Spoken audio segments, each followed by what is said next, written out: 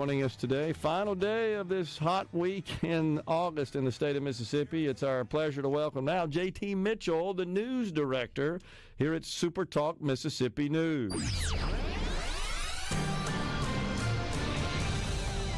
What's going on, Gerard? How are you? What's happening? Rhino, was that a Doors tune you played? I mean, it's J.T. Grateful Dead is what I heard at first. That's right. That's what I thought, Grateful Dead. He knows I like the Dead and the Doors. Yeah, it has been a hot week, and it only gets hotter. Unfortunately, August is one of the worst months for us in terms of heat. Yep.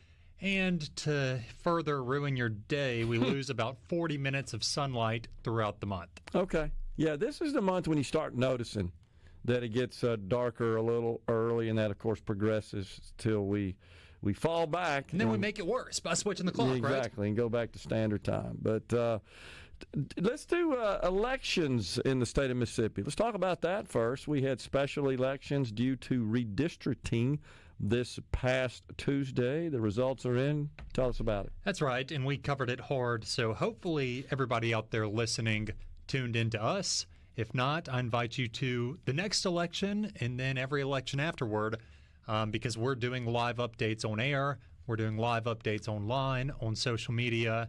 Honestly, keeping tabs on it harder than anyone else, at least in my opinion. I'm biased, of course. So Tuesday night, we were up here pretty late, and I won't get into the weeds of it much in terms of how we got here, right? Yeah. We had 14 legislative districts that were reshuffled because of a federal order where the state was determined to be diluting black voting power. So they had to make new maps, and they did. They got accepted, and now we're having those elections. We only had 7 contested primaries. This past Tuesday, we'll have these 14 general races on November 4th. But really, there was only one big surprise, and you may have already discussed that a little bit throughout your program, is that Senator Robin Robinson in District 42, she lost. Right. And she not only lost, she was an incumbent. Yep. She not only lost, but I wasn't as necessarily shocked that she lost. I was shocked at how bad she lost. Yeah.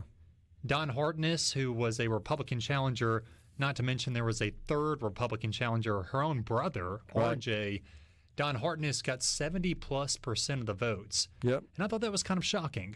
How much have you kind of dived into that on your program as of now? I mean, we presented the figures and talked about Don getting out and about, and of course what he really hung his hat on and promoted, as did former Senator Chris McDaniel, who supported Don, was this redistricting vote that Senator Robin Robinson cast, both for the judicial district and the Senate district there in Jones County. And so I think their campaign strategy was to appeal to Jones County voters, that district, that, hey, she didn't really look out for the best interest with this vote of redistricting for Jones County. That's right. And Chris McDaniel, he may not be popular enough to win a statewide race like that lieutenant governor's race 2 years ago. But this proved that his power in Jones County is still unmatched. He was on social media every other day posting about how Robin Robinson needs to go, and Don Hartness is who he thinks should replace her. Yeah. And then the Laurel Leader Call, which is a newspaper that's read pretty. It's got a good readership down there in Laurel and Ellisville. They probably put out 3 to 5 op-eds against her. The cards were not stacked in her favor, and then when you have your own brother running against you and people don't know why, that familial element only hurts. Honestly, a PR crisis. And so she lost. But outside of that, incumbents stood strong. Yeah. They really did. And I won't go through all of them. But if you had an incumbent in your district running outside of Robin Robinson, they won. Chris Johnson, Mike McClendon, 2 examples there. Exactly. Chris in the Hattiesburg area, Mike DeSoto. And Johnson in District 44 throughout the night. And I'll tell you what, polling results from local legislative races, it's like pulling teeth. I mean, we had 5 different streams going from different courthouses, but we got it done. In Senate District 44, Chris Johnson, I was kind of concerned for a minute when watching those results. He went down early. Yeah, I saw that too. He stayed down, but then when that last 40% of precincts came in, he went up and retained that seat, at least going into the general. Yeah. You know, I think when I checked it, 40+% of the votes were in, and he was down. And he thought, well, wow, if this is a trend, this could be a problem for the senator. But he recovered nicely and ended up winning. I even announced it that we might have an upset alert, and then, of course, came back and said, don't worry, Johnson is going to win. Yeah. So that leads us into the generals. There will be 14 seats from this past election, which is really DeSoto County area, Tate, Tunica, Quitman, and then down in the Pine Belt, Forest, Chickasaw, we mentioned Jones. Yeah.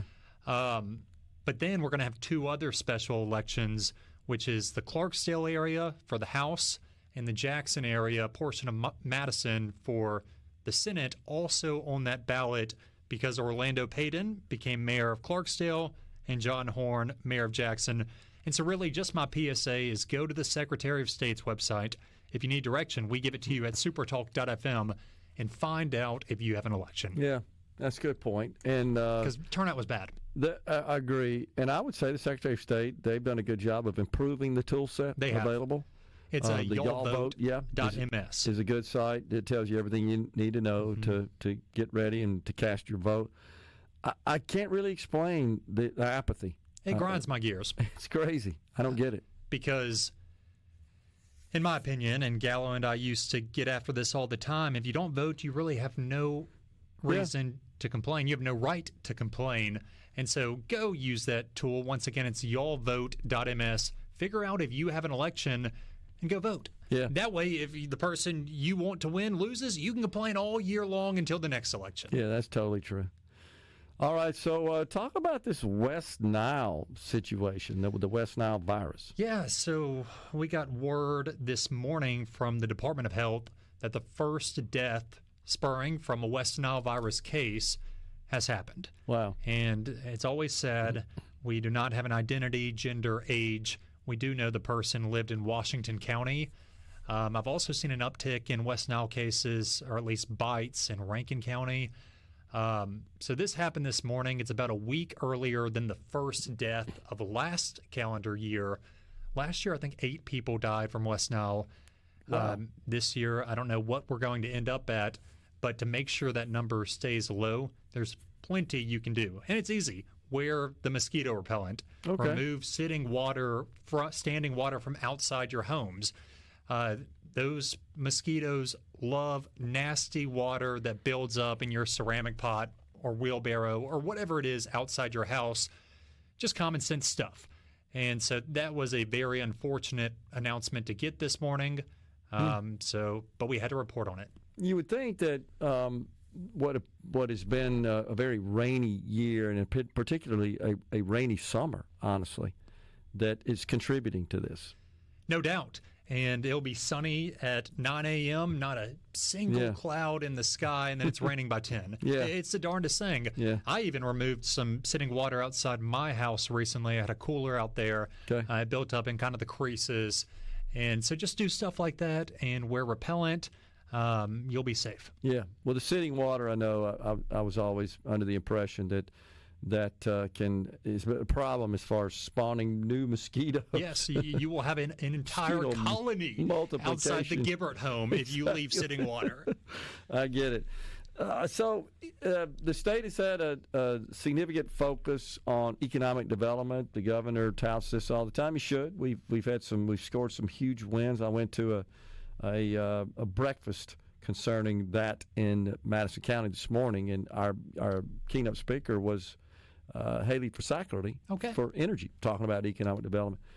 But there's a trend in economic development where just rather than operating as an island in a community or in a county, we're seeing them coordinate, collaborate more. Talk about that. Well, one player can't win a football game. It takes an entire team. And I think that's a proper metaphor for this, that we're seeing some different regions of the state kind of say we can't do this by ourselves. Yeah. We need to get together and work off each other's strengths to be able to bring in these large-scale projects that we want. The newsroom reported earlier this week after an interview that was done with Richard Cross with Ryan Miller of the Oxford-Lafayette County Economic Development Foundation that up there in Oxford, they say, we think our area of the state is prime for development, but we need help from Panola. from Tate, from Yalobusha counties, and so they've formed an alliance to do just that, to work off each other and get these projects. It's brilliant in my mind, and I know we're about to go out, but I encourage people to go read that article at supertalk.fm. Yeah. And I know Ricky Matthews wants that same kind of alliance on the coast. On the coast, he sure does. Yeah, he wrote an article as well. Strength in numbers, That's right, as man. they say. J.T. Mitchell, the news director at SuperTalk Mississippi News, has been our guest. Always appreciate it. Yes, sir. Man. Thank you, Gerard. Thanks, Rhino. We're in the Element Well studio. We're coming right back.